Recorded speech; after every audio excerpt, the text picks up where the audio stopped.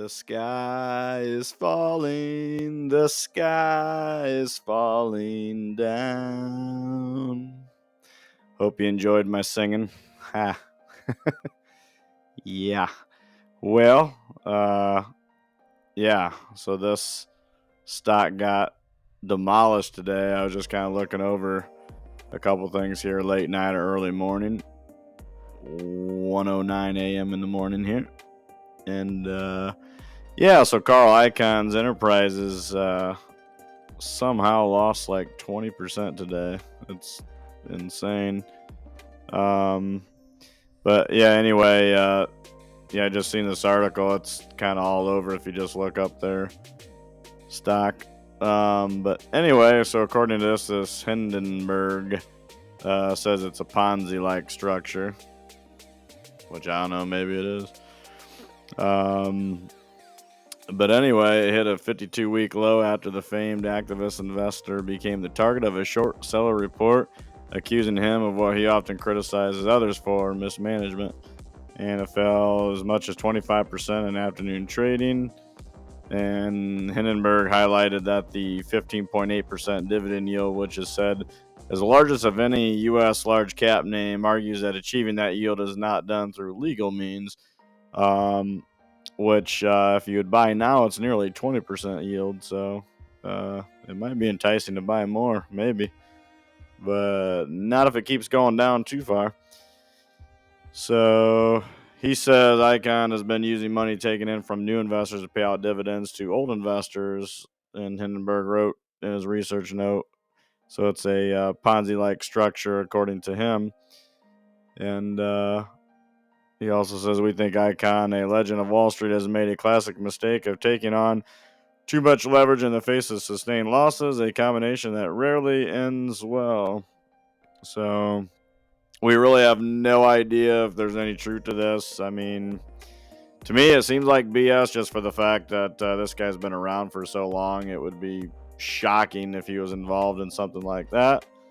But, you know, as they say, you never know these days.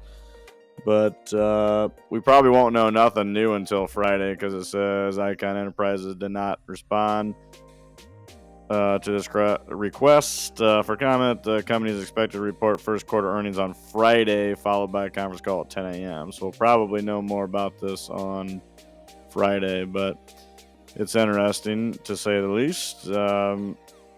But I guess what, to me, what always was big on this is he himself owns 85% of it, and that's right here according to the 10-K filing at the end of 2022. So just 4 months ago, 5 months ago, whatever. He owned 85%, and I mean he collects his in shares on the dividend, I believe, is what I remember reading. I don't think it mentions that in this article, but I believe it mentions it before. He collects it in more shares. Anyway, there was a couple comments down here. One of them, when I was reading through this a little bit ago, it said something to the effect of, right here, I think it was this one of the proven the Ponzi problems that Carl owns nearly 85% of the company does not sell shares but continue to build share count through the dividend, which can be taken in cash or shares. Most people take shares. Carl only takes shares. I do remember seeing that elsewhere, though, but he kind of confirmed that, I think. But anyway, he says, I do not know of any Ponzi schemes where the biggest new shareholder every quarter is the perpetrator of the scheme. Could some of the assets be at an overstated value? Possibly true in this environment, but IEP is not going to zero and nobody is going to go to jail for fraud. Shorts could enjoy the profits before this Friday's earnings. Carl has not survived Wall Street this long to go down with no ammo. So, I mean, that's kind of what I said earlier. It almost seems far-fetched. So, I don't know. I mean, I'll probably get a few more shares at the end of the month or whatever. Don't have much in the account right now to throw in there. If there is anything in there, I'll probably snag a couple. But Yeah, could be a good buying opportunity possibly, but honestly, if you're on the fence about it, I would probably say don't do nothing until Friday. Maybe see what happens, but hell, for all we know, it could recover by then. I mean, who knows? I doubt it. That would be shocking, but near 20% on your yield. I mean, that's pretty crazy.